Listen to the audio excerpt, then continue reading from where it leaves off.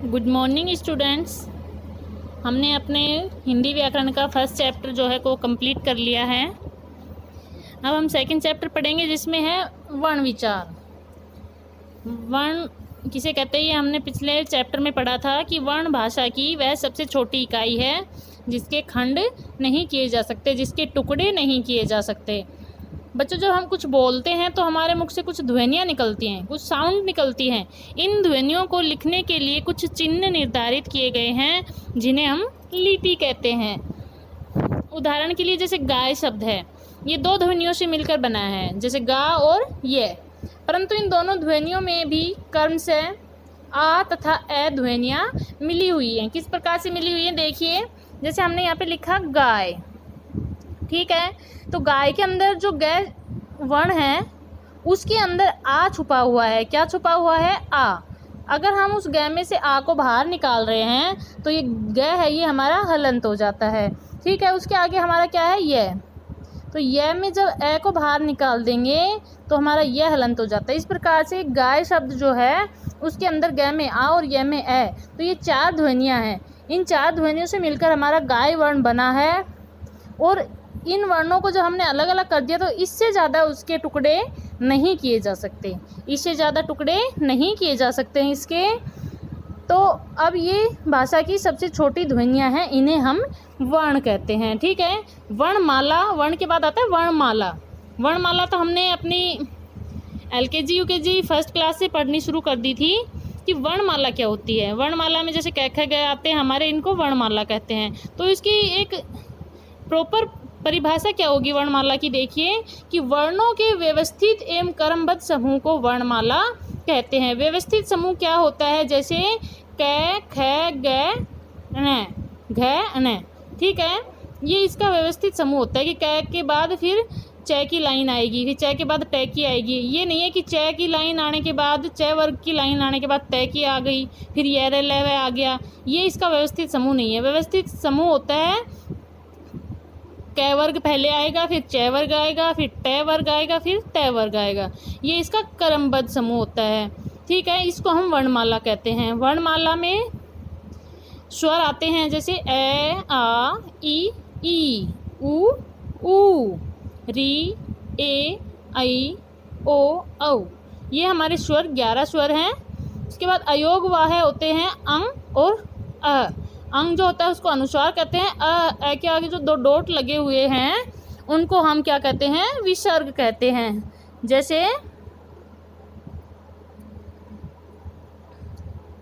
आ, ये हमारा विसर्ग हो गया, ठीक है। इसके आगे देखिए व्यंजन आएंगे क वर्ग में क ख ग घ हैं, च छ ज झ हैं। ट वर्ग में देखिए ट ठ ड ढ ण। त वर्ग में आएंगे त थ द ध न। प में प फ ब भ म। अंतस्थ होते हैं हमारे य र ल व। ऊष्म होते हैं श स है। और संयुक्त व्यंजन होते हैं क्षत्रिय त्र य और श्र, ठीक है। उसके बाद हमारा है आगत वर्ण। आगत वर्ण अ ज और फ, ये आगत वर्ण है जो अंग्रेजी भाषा से लिए गए हैं। देखिए आगे हमारा ड और ढ, यहाँ पे हमारा ड और ढ दे रखा है। ये हिंदी के विकसित व्यंजन हैं। इनसे कोई शब्द शुरू नहीं होता है बल्कि ये शब्द के बीच या अंत में प्रयोग होते हैं। जैसे सड़क, पेड़, बढ़ई, ये किसी भी शब्द के बीच में या लास्ट में आता है। इससे कोई भी शब्द हमारा स्टार्ट नहीं होता है, ठीक है। आगे हमारा है जो ड और ये है उसका स्वतंत्र प्रयोग नहीं होता है। स्वतंत्र प्रयोग किस किस का नहीं होता है? जो हमारा क वर्ग का लास्ट व्यंजन है वो और च वर्ग का जो लास्ट है, इनका स्वतंत्र प्रयोग नहीं होता है, ठीक है। वर्णों के उच्चारण और प्रयोग के आधार पर दो भेद माने गए हैं, स्वर और व्यंजन। वर्णों के कितने भेद हैं? दो, स्वर और व्यंजन। जिन वर्णों का उच्चारण स्वतंत्र रूप से होता है वो स्वर कहलाते हैं। स्वर हमारे हिंदी वर्णमाला में कितने हैं? 11 स्वर हैं, ठीक है। उसके आगे स्वर के भेद देखिए। हम जानते हैं कि स्वरों का उच्चारण बिना किसी दूसरे वर्ण की सहायता से किया जाता है। स्वरों का उच्चारण करते समय हवा बिना किसी रुकावट के सीधे मुंह से बाहर निकलती है। उदाहरण के आधार पर स्वरों को 3 प्रकारों में बांटा जा सकता है। ठीक है, पहला हमारा है उच्चारण में लगने वाले प्रयत्न के आधार पर। प्रयत्न के आधार पर देखिए हमारे स्वरों के भेद। प्रयत्न के आधार पर भी इनके 3 भेद किए गए हैं। प्रयत्न के आधार पर कितने भेद किए गए हैं? 3 भेद किए गए हैं। ठीक है, कौन कौन सा है? अग्र स्वर, पश्च स्वर और मध्य स्वर। ठीक है, उच्चारण के आधार पर जो प्रयत्न लगता है उसके आधार पर 3 प्रकार के स्वर हैं, अग्र स्वर, पश्च स्वर और मध्य स्वर। देखिए इनके बारे में। अग्र स्वर क्या होता है? जिन स्वरों के उच्चारण में जीभ का अगला भाग कार्यरत रहता है उन्हें अग्र स्वर कहते हैं। इनकी संख्या 5 है। ई, री, ए और आई। इनके अंदर जब हम बोल के देखते तो हमारे जीभ का जो सबसे आगे वाला जो हिस्सा है वो जो कार्य करता है। ठीक है, तो इसलिए इनको अग्र स्वर कहते हैं। जीभ का अगला हिस्सा कार्यरत रहता है इसलिए इनको अग्र स्वर कहते हैं। ये 5 हैं। पश्च स्वर देखिए, पश्च स्वर यानी पीछे का भाग सक्रिय रहेगा इनमें। इनकी संख्या भी 5 है। ऊ, आ, ओ, औ। आप खुद बोल के देखिए, आपको खुद फील हो जाएगा। जब आप अग्र स्वर बोलेंगे तो आपकी जीभ का जो अगला हिस्सा है वो दांतों के अंदर टच करता है, और पश्च स्वर बोलेंगे तो हमारे जीभ के सबसे पिछले हिस्से जो गले के पास होता है वहाँ से कार्य होता है, इसलिए इनको पश्च स्वर बोला जाता है। मध्य स्वर देखिए कि जिन स्वरों के उच्चारण में जीभ का मध्य भाग सक्रिय रहता है वे मध्य स्वर कहलाते हैं। हिंदी वर्णमाला में केवल एक मध्य स्वर है। कौन सा है? अ बोल के देखिए, आपकी जीभ का जो बीच का हिस्सा है वो सक्रिय रहता है।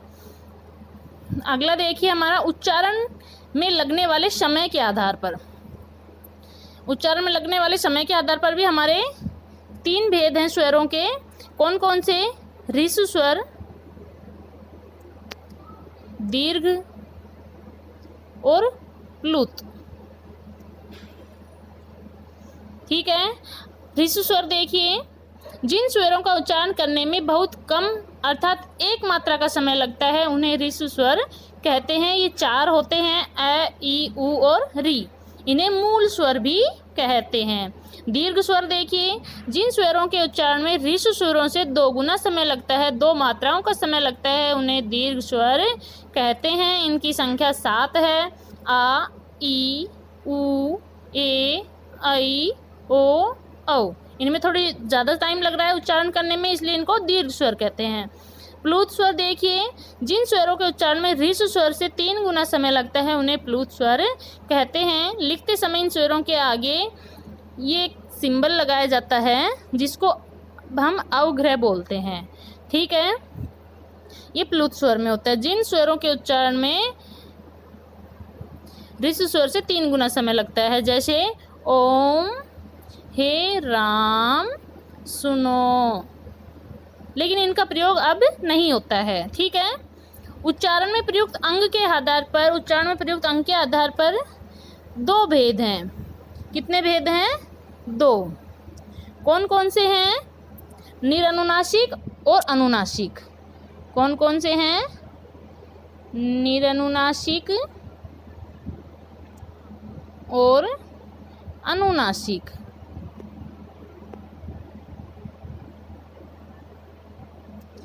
देखिए अब निरनुनासिक वर्णमाला में स्थित सभी स्वरों का उच्चारण केवल मुख से किया जाता है। इन सभी को निरनुनासिक कहते हैं। कौन कौन से हैं? ए, आ, ई, उ, री, ए, ऐ और ओ, औ। ये निरनुनासिक हैं। ठीक है, अनुनासिक स्वर कौन से होंगे? जिन स्वरों का उच्चारण मुख तथा नाक के द्वारा होता है वो अनुनासिक स्वर कहलाते हैं। ये 10 होते हैं, जैसे आ, ई, ऊ, ए, ऐ, ओ, औ। अनुनासिक का लिपि चिन्ह क्या होता है? चंद्र बिंदु होता है। क्या होता है? चंद्र बिंदु। ऐसे चंद्र लगा के उसके ऊपर बिंदु, इसको हम चंद्र बिंदु बोलते हैं। ठीक है, ध्यान रखिए। अनुनासिकता हिंदी की उच्चारणगत अपनी विशेषता है। यह हिंदी में कैसे और कहाँ से आई कहा नहीं जा सकता। री का उच्चारण अनुनासिक रूप में नहीं होता है। यद्यपि अनुनासिक का चिन्ह चंद्र बिंदु है, परंतु जिन स्वरों की मात्राएं शिरोरेखा के ऊपर लगती हैं वहाँ इसको लिखने का प्रचलन बिंदु के रूप में हो गया है।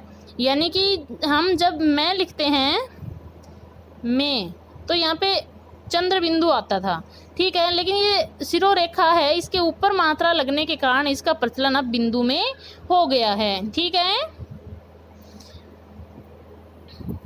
वर्णों के मेल से शब्द बनते हैं। लेखन के स्तर पर किसी भी शब्द की सीमा का पता उसके वर्णों के ऊपर खींची एक रेखा से पता चलता है, जिसे शिरोरेखा कहते हैं।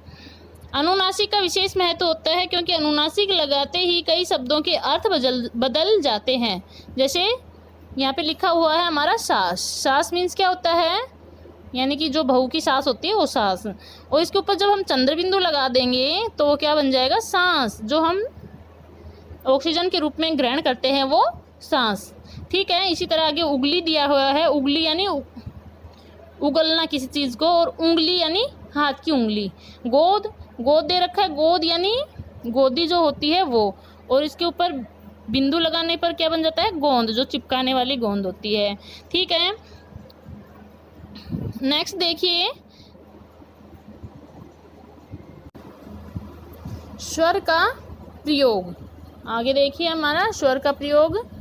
स्वरों का प्रयोग दो प्रकार से किया जाता है, एक स्वतंत्र रूप में और एक मात्रा के रूप में। स्वतंत्र रूप में वर्णमाला में दिए स्वरों का प्रयोग जब हम उनके मूल रूप में शब्दों में करते हैं तो उसी स्वरों का स्वतंत्र रूप में प्रयोग होना कहते हैं। जैसे अब, आज, इस, उधर, ओज आदि ये इनके मूल रूप हैं। और मात्रा के रूप में स्वरों को जब व्यंजनों के साथ मिलाकर लिखा जाता है तो उनका स्वरूप बदल जाता है। उन स्वरों के चिन्ह को स्वरों की मात्राएं कहते हैं। जैसे यहाँ पे हमको को लिखना है, को, तो यहाँ पे क है और उसमें ओ की मात्रा लगाएंगे तो ये स्वर का रूप बदल गया और ये मात्रा के रूप में हो गया है, ठीक है। मात्रा किसे कहते हैं, व्यंजन के साथ जुड़े स्वर के चिन्ह को मात्रा कहते हैं, ठीक है।